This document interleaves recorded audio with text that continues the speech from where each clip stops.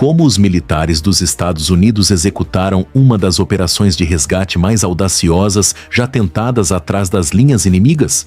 A resposta remonta a um princípio fundamental que permeia todas as ramificações das Forças Armadas: ninguém fica para trás. Isso não é um slogan, é um compromisso operacional permanente, que autoriza os comandantes a enviar pacotes de assalto inteiros, queimar dezenas de milhões de dólares em aeronaves e colocar operadores de elite no solo, no meio de uma nação hostil, tudo para trazer uma pessoa para casa. Esta missão começou no momento em que uma aeronave caiu sobre o território iraniano. Ambos os tripulantes ejetaram. O piloto conseguiu sair rapidamente, mas o oficial de sistemas de armas estava em sérios apuros, ferido pela ejeção, no solo dentro de um dos países mais perigosos do mundo, com as forças da milícia do IRGC já se movendo em direção ao local do acidente. Seu treinamento entrou em ação imediatamente. Ele se empurrou para cima, afastando-se dos destroços, e subiu até chegar ao topo de uma cordilheira escarpada, onde ativou seu sinalizador de socorro. A CIA já estava executando um contramovimento, alimentando as redes iranianas com informações falsas e apontando suas operações de busca para a direção completamente errada. Quando o IRGC percebeu o engano, já era quase tarde demais para eles, mas não totalmente. Eles convergiram para o cume em força. O que se seguiu foi um confronto direto entre as forças de operações especiais do Zefrima, apoiadas por A-10 Thunderbolts e drones MQ-9 Reaper, e um exército iraniano que estava furioso, bem armado e se aproximando rapidamente. E mesmo depois que o oficial, WSO, foi resgatado e colocado em um helicóptero de extração, a operação não havia acabado. Duas aeronaves de transporte na pista de pouso avançada improvisada quebraram no pior momento possível. Em vez de deixar hardware classificado cair em mãos iranianas, os comandantes do ZEUA ordenaram que fossem destruídos no local. É assim que tudo se desenrolou. Este é o estágio 1. A 02 e 15, uma formação de duas aeronaves F-15I Strike Eagles cruza a fronteira iraniana em baixa altitude. As tripulações estão voando em uma missão de ataque de precisão contra uma instalação de comando subterrânea reforçada. O tipo de alvo profundamente enterrado que requer uma munição penetrante GBU-28 para ser destruído. Sua rota os leva pela cordilheira de Zagros, na província de Kermanshah, passando por entre as cristas irregulares usando radar de acompanhamento de terreno para ficar abaixo do limite de detecção da rede de defesa aérea de longo alcance Bavar 373 do Irã. Olhe para o mapa aqui. Este é o corredor do vale que eles estão navegando. Estreito, escuro e quase completamente invisível para os sistemas de radar baseados no solo, porque as próprias montanhas estão fazendo o mascaramento. O problema é o que acontece no momento do lançamento. Para entregar a GBU-28 no alvo, o jato líder tem que subir acima do terreno. Não há como evitar, e essa manobra de subida expõe a aeronave a qualquer sistema de radar de curto alcance que tenha linha de visão. E em um desfiladeiro abaixo do corredor de ataque, uma bateria de mísseis terra-ar Thor altamente móvel estava esperando. No momento em que o F-15E rompe o cume, o Thor consegue a trava de mira. 2 mísseis deixam os trilhos de lançamento em rápida sucessão. O piloto reage imediatamente. Flares, sinalizadores de engodo ativados, ruptura evasiva de alto G executada. O primeiro míssil persegue os chamarizes. O segundo detona por proximidade sua ogiva de fragmentação, destruindo o sistema hidráulico. Sem sistema hidráulico, a aeronave fica incontrolável. Ambos os tripulantes ejetam sobre as montanhas. O piloto pousa em terreno acessível e é recuperado em poucas horas. O oficial de sistemas de armas cai em um local muito mais perigoso, ferido, sozinho e já dentro do perímetro de busca do IRGC. O protocolo Sandy é ativado no momento em que a ejeção é detectada, mas o WSO não pode simplesmente sentar e esperar pelo resgate. Seu treinamento de sobrevivência dita seu próximo passo: ir para um terreno elevado, estabelecer comunicações esporádicas e ficar à frente das equipes de busca que trabalham no vale abaixo. Apesar de seus ferimentos, ele cobre mais de 2 milhas de terreno montanhoso acidentado a pé e sobe para um cume situado a 7.000 pés acima do nível do mar. Ele ativa seu sinalizador de emergência, mas apenas em rajadas breves e controladas. Uma transmissão sustentada daria às equipes de inteligência de sinais do IRGC dados suficientes para triangular sua posição exata. Rajadas curtas são suficientes para que as forças do ZTS o rastreiem sem revelar sua localização, e o relógio está correndo. Este é o estágio 2. Enquanto o WSO mantém sua posição no cume, oficiais de operações da CIA já estão executando uma campanha de engano dentro do Irã. A operação é simples no conceito e extraordinariamente difícil na execução. Plantar inteligência falsa e confiável nas redes militares e de inteligência iranianas, indicando que as forças dos Temayakir já localizaram o oficial abatido e estão retirando-o por terra por meio de uma rota terrestre secreta em direção à fronteira com o Iraque. A rota de exfiltração fabricada é específica o suficiente para ser crível. Os comandantes iranianos mordem a isca. Forças terrestres, unidades de milícia e ativos de inteligência de sinais começam a se reposicionar em direção à rota fantasma, longe do cume real onde o WSO está escondido. O engano compra para o pacote de resgate uma janela crítica de presença iraniana reduzida perto do objetivo real. Este é o estágio 3. A 0200, os céus da província do sul de Isfahan e do distrito de Kilui passam de silenciosos a letais. Operadores militares dos Sepuseira, Delta Force e Navy SEAL Team 6, a ponta da lança de operações especiais americanas, estão a caminho a bordo de helicópteros MH-6 Little Bird, aeronaves de asa rotativa, pequenas, rápidas e extraordinariamente manobráveis projetadas especificamente para operações em terreno confinado. Cada Little Bird é armado com miniguns e cápsulas de foguetes, construídos para estabelecer fogo de cobertura nos corredores estreitos da montanha que helicópteros maiores não podem navegar. Atrás deles, os helicópteros MH-60 Pave Hawk transportam pessoal adicional de assalto e extração. Bem acima do chão da montanha, a quilômetros acima da ação, toda uma arquitetura de guerra eletrônica está ficando online.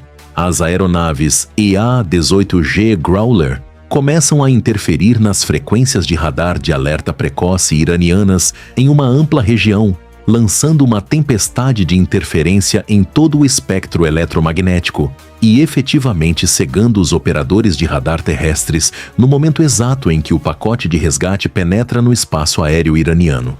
Aeronaves HC-130 Dota Combat King servem como nós de comando e controle aerotransportados, coordenando todo o pacote desde a altitude.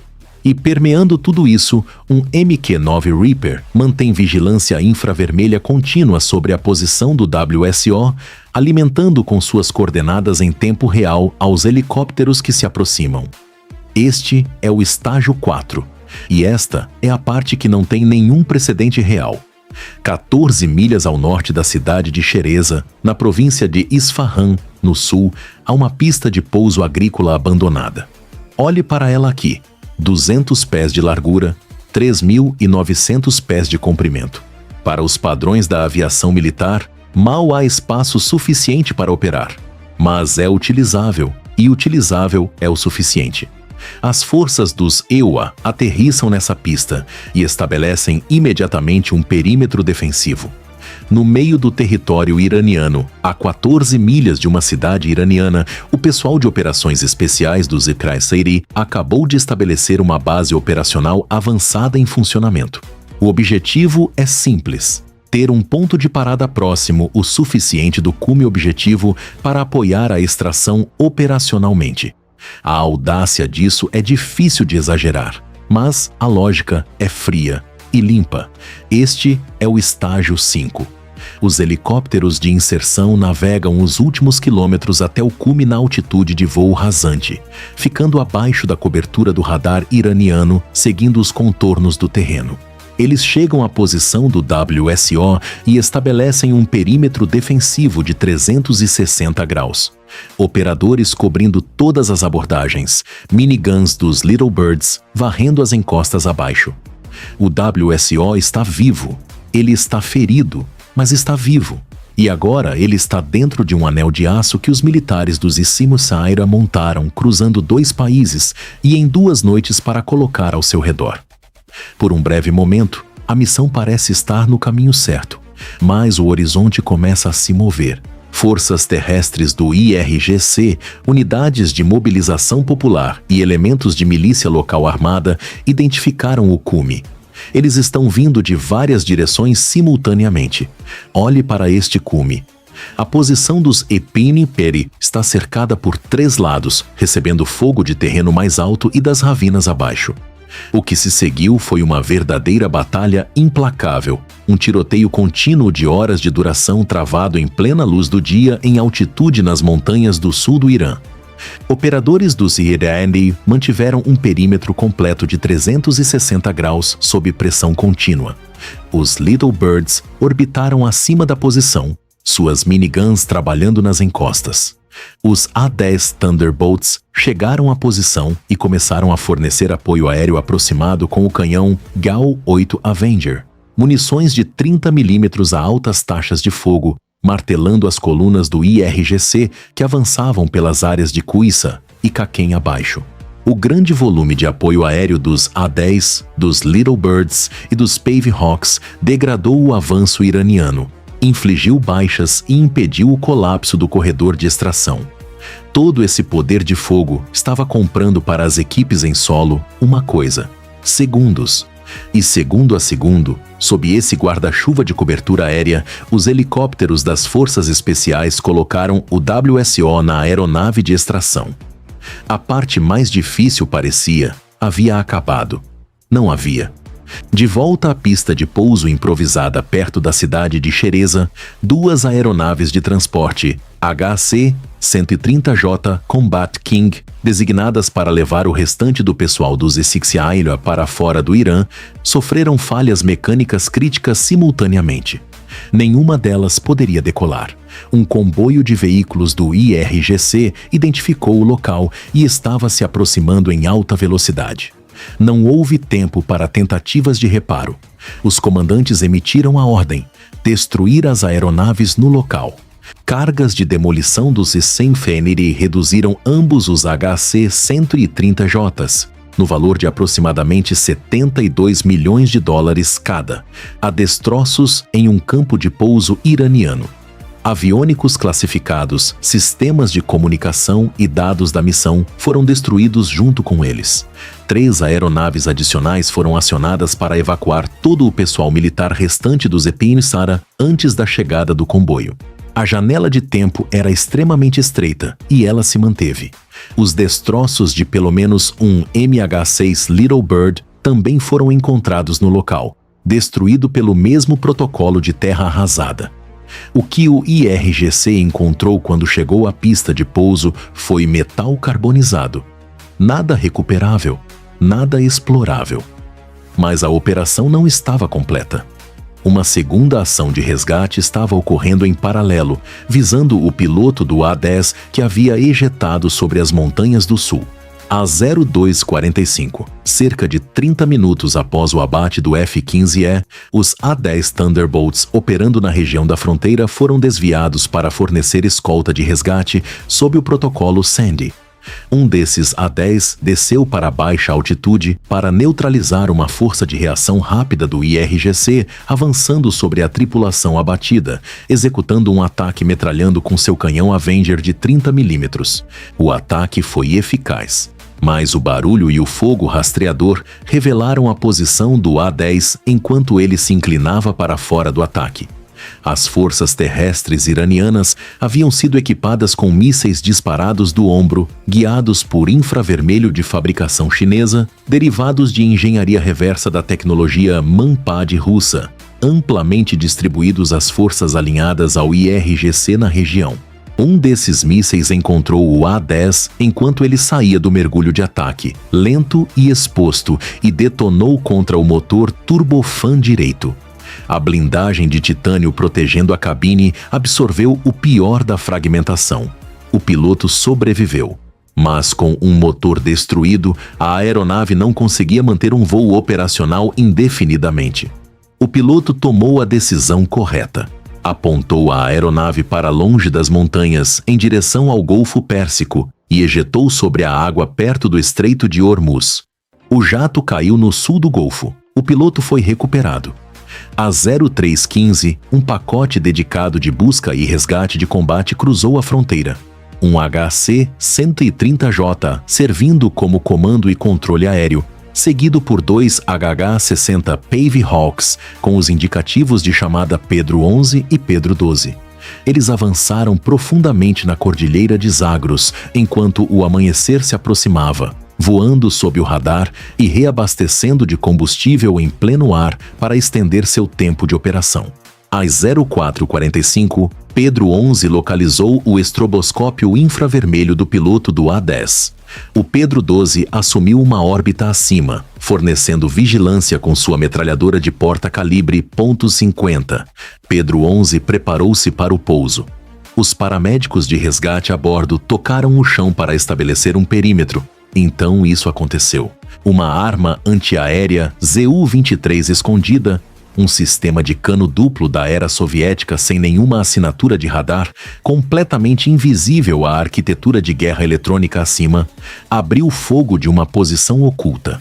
Foi uma emboscada deliberada. Projéteis pesados perfurantes de blindagem rasgaram o Pedro 12 enquanto ele orbitava, cortando linhas de transmissão e ferindo a tripulação.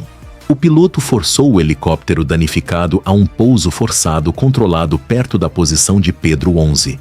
O Pedro 12 estava abatido. A única aeronave que ainda podia voar era o Pedro 11. Sob fogo de cobertura dos paramédicos de resgate no solo, a tripulação do Pedro 12 correu para o helicóptero sobrevivente. Mas o ZU-23 ainda estava atirando. A 0520, o HC-130J no alto, coordenou uma missão de fogo. 2 caças furtivos F-35 mantendo alta órbita em silêncio eletrônico lançaram munições de precisão na posição da arma antiaérea. O ZU-23 silenciou. Pedro 11 agora estava criticamente sobrecarregado, transportando sua própria tripulação, o piloto do A-10, os paramédicos de resgate de ambas as aeronaves e a tripulação sobrevivente do Pedro 12. Os pilotos aplicaram potência máxima. Os rotores lutaram por sustentação no ar rarefeito da montanha. O helicóptero mal ultrapassou a linha das árvores e mergulhou de volta para os vales abaixo, trocando altitude por velocidade no ar, correndo contra os medidores de combustível em direção à fronteira com o Iraque. A 0530, Pedro 11 cruzou de volta para o espaço aéreo iraquiano. Todas as pessoas a bordo estavam vivas. Agora vamos dar um passo atrás na linha do tempo e examinar o que tornou essas aeronaves tão vulneráveis e o que as derrubou por fim. Para entender o abate do F-15E, você precisa entender a geometria do mascaramento de terreno. Ao voar em baixa altitude por vales montanhosos, a seção transversal de radar da aeronave fica efetivamente oculta. O terreno absorve e espalha a energia do radar antes que ela possa retornar a qualquer receptor baseado no solo. Pense nisso como ficar atrás de um muro. A rede Bavar 373 é essencialmente cega para qualquer aeronave abaixo dos cumes. Essa invisibilidade é o objetivo principal do perfil de acompanhamento de terreno. Mas para lançar a GBU-28 com precisão, o jato precisa subir. Essa subida leva de 8 a 12 segundos. Nesses segundos, a aeronave sai de trás da parede. O sistema Thor M1 posicionado no desfiladeiro abaixo estava esperando exatamente por esse momento. O Thor usa um radar de varredura eletrônica ativa, Phased Array, para a aquisição de alvos, com rastreamento ativo de radar na fase terminal de seus mísseis 9M331. Cada míssil tem 2,9 metros de comprimento, pesa 167 kg e viaja a Mach 2,8. O computador de controle de tiro calcula uma solução de interceptação em menos de 3 segundos. O padrão de fogo rápido sequencial, 2 mísseis em rápida sucessão, foi projetado especificamente para derrotar aeronaves que enganam o primeiro tiro com sucesso usando contramedidas. Funcionou. Agora veja a vulnerabilidade do A-10. O A-10 Thunderbolt II é construído em torno da capacidade de sobrevivência. Sua cabine é envolvida em um escudo blindado de titânio de 540 kg, capaz de suportar projéteis de 23 mm. Mas o perfil de voo da aeronave para apoio aéreo aproximado, baixo, lento e barulhento, cria um tipo diferente de vulnerabilidade. A variante chinesa do FN-6 Manpad, usada neste engajamento, não usa radar. Ela usa um cabeçote de busca infravermelho que rastreia o calor do motor. Ao analisar o equipamento, você notará o quão compacta é essa cabeça de busca, aproximadamente o diâmetro de uma toranja, mas sua sensibilidade é suficiente para detectar o rastro de fumaça de exaustão de um turbofan a distâncias de até 5 km. Os receptores de alerta de radar do A-10 não têm nada a detectar, porque o sistema de mísseis não emite energia de radar. No momento em que o piloto pôde reagir, o engajamento já estava em fase terminal. A blindagem de titânio salvou a vida dele. A aeronave foi perdida. O F-35, que participou dessa operação em uma função de apoio, também sofreu danos durante uma de suas surtidas, supostamente por um míssil terra-ar guiado por infravermelho. Esta é a vulnerabilidade crítica da tecnologia furtiva, stealth, de quinta geração em ambientes com mascaramento de terreno.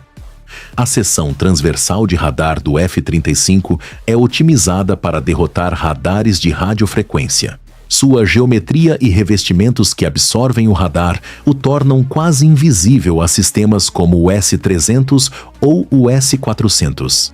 Mas seu único motor Pratt & Whitney F-135 produz uma assinatura infravermelha significativa que sistemas de sensores passivos podem detectar sem emitir nenhuma energia própria. A munição de vadiagem iraniana 358, um híbrido entre um míssil de cruzeiro e um drone kamikaze, voa em padrões de busca subsônicos e varre com sensores ópticos e infravermelhos até capturar um alvo. Isso não aparece nos receptores de alerta de radar. O F-35 é equipado com um sistema de abertura distribuída, 6 câmeras infravermelhas que fornecem uma visão esférica completa ao redor da aeronave, que detectou a ameaça recebida e alertou o piloto. Manobras evasivas de alto G e chamas, flares, foram acionadas. A aeronave sofreu danos por estilhaços, mas executou um pouso de emergência com sucesso. Mas o incidente confirmou o que os analistas de defesa aérea argumentam há anos. A tecnologia furtiva derrota o radar. Ela não derrota o calor. As montanhas de Zagros neutralizaram as redes de radares bilionárias em ambos os lados. Naquele terreno, o fator mais decisivo não foi a tecnologia. Foi o compromisso institucional de continuar lutando a um custo material catastrófico até que todas as pessoas voltassem para casa. 2 HC-130Js destruídos no solo, um F-15E e um A-10 perdidos pelo fogo inimigo. Um MH-6 demolido pelas forças dos UANL para evitar captura. Contra tudo isso, todos os americanos que entraram no Irã naquela operação saíram vivos.